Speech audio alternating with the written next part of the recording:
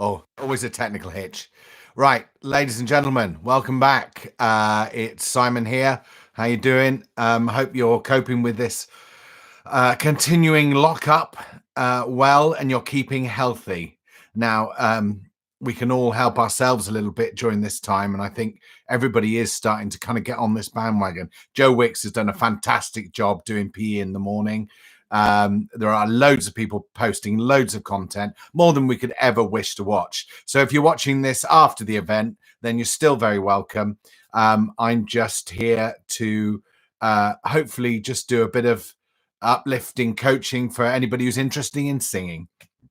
Now, in the first couple of sessions, we set it up. We set up how singers are going to approach singing. What are the three big areas to create a great singing performer?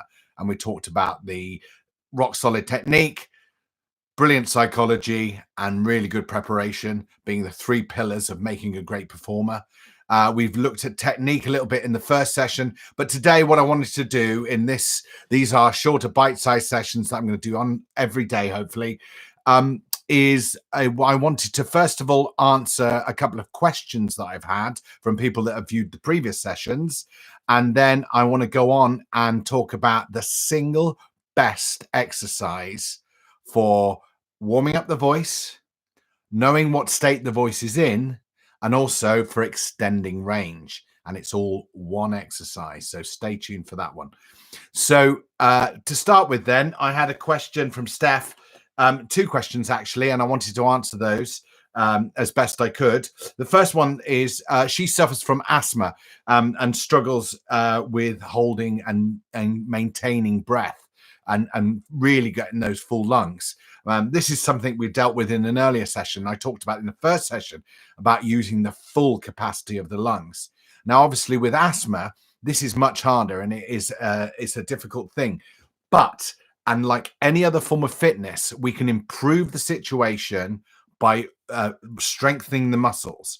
And although we may not have the capacity of somebody who doesn't have asthma, we do have the possibility to increase the capacity we have. Now, you may know this from the fact that we look at lots of different singers. I know a friend of mine, she's a world-renowned opera singer, and she's very small chest. And so not big in that area. And I'm not being rude here, she's just a very petite lady, and she has the most amazing breath control. So it's certainly got nothing to do with size. It is all to do with capacity and also management.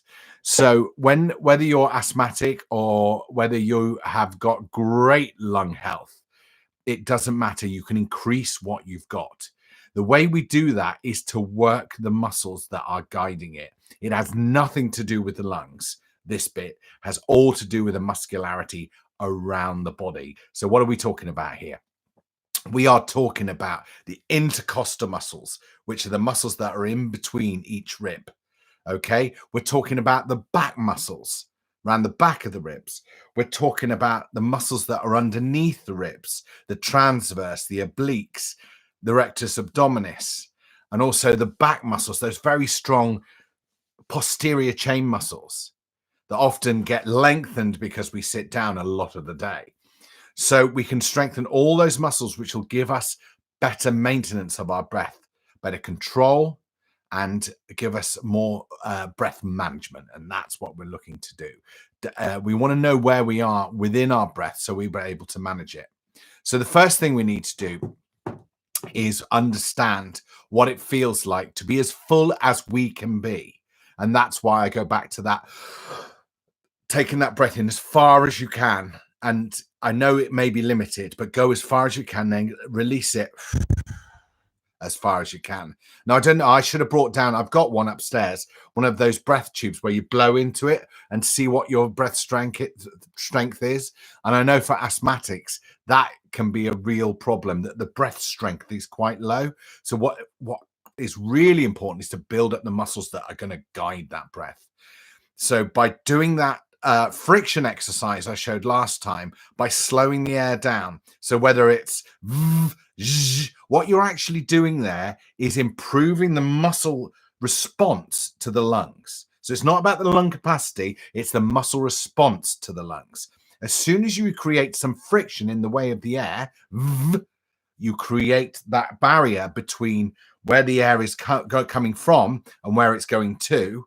You create friction, and that friction creates pressure, and that pressure makes the muscles work more. There's something in fitness called PNF stretching, and that's where you create resistance before you do the stretch. So, for instance, if I was looking to stretch my arm all the way back, I could do that, do the stretch. But if I then resisted that stretch and then did it, you get a better stretch. And that's essentially what we're doing with this. We're creating resistance. We're creating a PNF stretch in these muscles. So we're resisting them. So when they have the easy flow of going through singing, they're able to work much more efficiently. So what you're looking to do with an asthmatic lung set is you're looking to improve everything around it to give it the best chance to work as efficiently as possible. So it's almost like relying on another part of the body if that part of the body isn't working as well. So it's adapting to make that work more. Okay, the second question she had was that how could she safely increase range? Now, at the start of the video, I said, I will give you the single best exercise, in my opinion, that will increase range. But not only that, is the best warm-up, is the best diagnostic tool as well. And certainly from a vocal coach's point of view, I use this a lot when I'm listening to singers, because when you're listening to somebody, you want to hear what they're saying. You hear what they're singing, and you want to be able to know what's going on internally. And this exercise makes that brilliant for that. So here it is. It's called the siren. I hinted at it last time, and then I'll do the exercise first, and then I'll explain why it is such a good exercise. Okay. Now, the first thing to point out with this exercise is it's not a vocal warm-up. Okay. Now, warming up is a bit of an area that I'm going to go into in our next video, because there's a lot of misconception about vocal warm-ups, and I want to give my opinion, which I hope is educated, about what to do when you're warming up and what you're actually trying to warm up in the process. So we'll go into that in a little while. So, but let's go back to this exercise. So the siren. All right, the siren. I hinted at it last time. We're going to go into a bit more depth today. So we're going to make an NG sound, as in sing.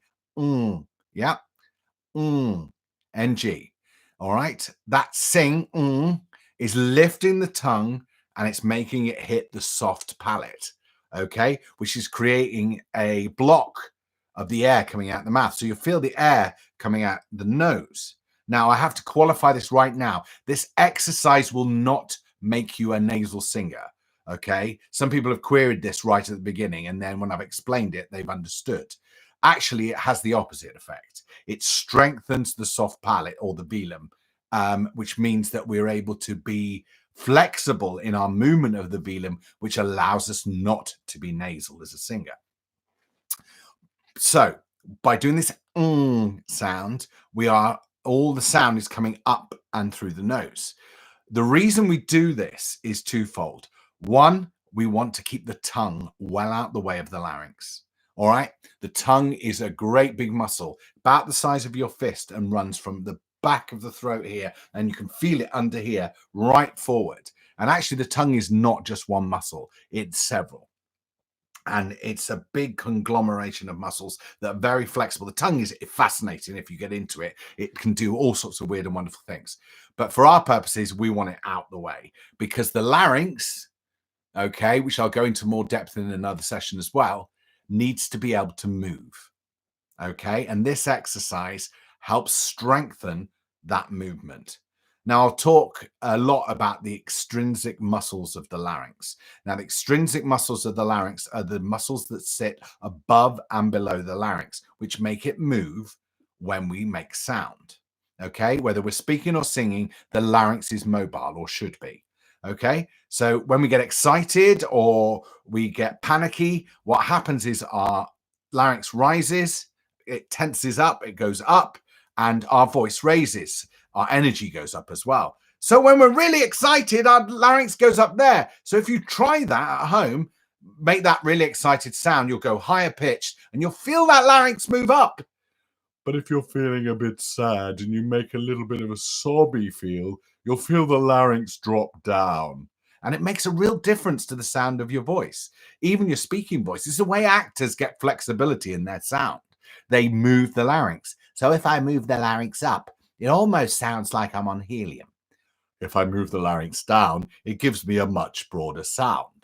So, and for some reason, my accent changes when I do that. Who knows why? So, we want to get this larynx as flexible as possible, but we also want the muscles that guide it to be as strong as possible. We all know a singer in their older age, particularly female singers, who get that warble in their sound. And that warble comes from an inflexibility of the muscles of the larynx. So the larynx becomes slightly destabilized, which means that it can wobble around. Those that train those muscles of the larynx are able to maintain that solid sound and don't get that warble. And in fact, Joe Estill, who came up with all the Estill technique stuff, she sang well into her 90s without a warble. It was a very strong voice. She knew exactly what she was trying to strengthen. So this is what we're focusing on, these extrinsic muscles of the larynx. Now they sit above and below the larynx, okay? So when your larynx goes up, they pull up. When your larynx comes down, they pull down. So we get that kind of movement going on. And it's these muscles we want maximum flexibility, maximum strength. So think of it like yoga or Pilates for your voice, okay? This is what this exercise is. It's not, as I said, a vocal exercise. So NG sound, The second proviso with this exercise is it's quiet. And I mean very quiet. To the point of, imagine I've got a toilet in the back there with a door shut. Imagine there's a little box of puppies in there making those little mewing cute noises that puppies make. That's how quiet we want it to be. Okay? Because as I said before, we don't want air passing through this. We don't want to push into this. We don't want to push the larynx up. The larynx needs to be pulled up by its own muscles, not pushed up by the pressure from the air. So be really careful you're not pressurizing it with the air. Okay? So what you need to be doing, you need to be raising that larynx as you go up the siren, lowering it as it comes down by its own volition, not by the amount of air you're pushing through. Something like this. So we go sing.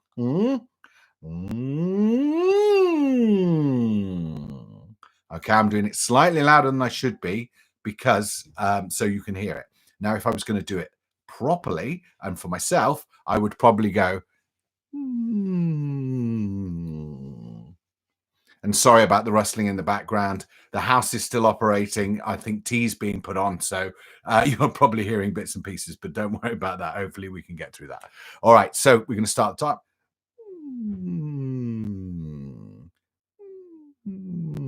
Now, hopefully you can see the muscles here moving. As I go up, see when I get that pressure up, I don't even need to make a sound. We can see that movement happening.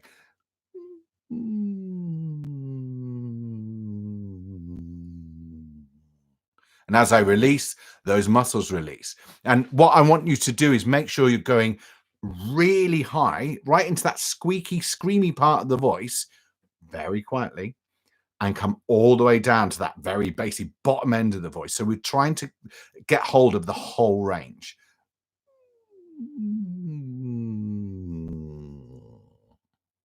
Now, I'm over visualizing this. Ideally, we want the facial muscles to be as relaxed as possible. The only thing we're isolating is the muscles of the larynx. Okay. Now, the more you practice this, if you do 5 minutes of this, for instance, you'll find it'll get cleaner and the actual up and down will get better. So you'll get. Okay. So keep trying it. And we'll start with it just going from the top down before we go back up again. We can squirrel around all around the voice. The important thing is not to be loud. If you're doing it at any level, try and halve that volume, and then you'll be really working those muscles. Okay, so why is this such a great exercise? First of all, we're warming up the muscles that support the larynx. Okay, we're doing very light sounds in the vocal folds. Now, the vocal folds are about the size of the white of your thumb, that little bit there. So they're very small. They don't need loads and loads of warming up. Yeah. What needs warming up is the support system around the voice. We'll go into that another time. So what this exercise does really well is targets directly the muscles that work the voice. Okay. And that's how we can safely increase range. Okay. You want to be aiming higher and higher. So we increase that range more and more. Okay. And as we do that, you'll find it easier to get into those little spaces higher up in the voice. Yeah. I don't know if you can hear that on the mic. Let me get a bit closer.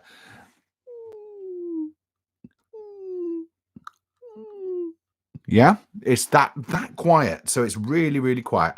The other great thing I said about it was a great diagnostic tool. And it's brilliant because from a vocal coach's point of view, when I'm doing a one-to-one session with somebody and I'm getting them to siren, you'll find as you do it, there'll be little gaps as you come down and it gets a bit croaky in places. And you can tell a lot from those sounds as you come down. You can tell which part of the range is struggling a little bit. You can tell if there's any damage to a voice. You can tell if there's any issues with certain parts of the range. You can tell if there's weaknesses somewhere. There's a lot of things you can tell from that tool. So it's a brilliant tool for diagnostics. So I hope you can practice that. If you've got any questions on that, please get in touch. I'm going to be starting one-to-one video sessions, which are paid sessions, I'm afraid, which I can see you and work with you. I'll be working with my existing clients anyway. But if you would like to join in the one-to-one sessions, go onto my website. That's vocalcoaching.co.uk and fill in the form. And we can organize a one-to-one session over Zoom. Zoom's the best platform for it because it gives us a chance to interact and hear each other, even when we're talking over each other sometimes. Okay, folks, hope you enjoyed that. Please like, subscribe, and do all the social media things that you can do. It's really important to subscribe and like on YouTube if you can, because that really helped me. It just means that I can reach more people with this and hopefully have more people enjoy some free coaching. All right. So for now, I'm going to sign off and I will see you all hopefully tomorrow. Bye-bye.